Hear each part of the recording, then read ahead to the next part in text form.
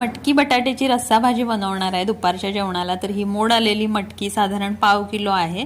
तर कुकरमध्येच बनवणार आहे, त्यामुळे कुकरात तेल गरम झालंय, त्यामध्ये बारीक चिरलेले 2 कांदे, कढीपत्त्याची पानं ही छान गोल्डन ब्राऊन झाली की त्यामध्ये हा उखडलेला बटाटा तो कट करून घेतलाय आणि ही मोड आलेली मटकी घातली आहे। बटाटा कच्चा घातला तरीही चालेल आणि हे सगळं छान तेलात परतल्यानंतर आपले रुटीनचे जे मसाले आहेत, कोरडे मसाले, हळद, लाल तिखट, मीठ हे सगळं घालायचं आहे। गरम मसाला घातला तरी चालेल, पण आमचा कांदा लसूण मसाला आहे, त्यात सगळे मसाले असतात, त्यामुळे मी बाकीचं काही घातलेलं नाही आहे। यासोबतच हे हिरवं वाटप आहे, लसूण, कोथिंबीर, खोबरं आणि टोमॅटो हे सगळं मिक्सरला वाटून घेतलंय। तर हे वाटप सुद्धा घातलेलं आहे, यामुळे छान दाटसरपणा येतो रस्सा भाजीला।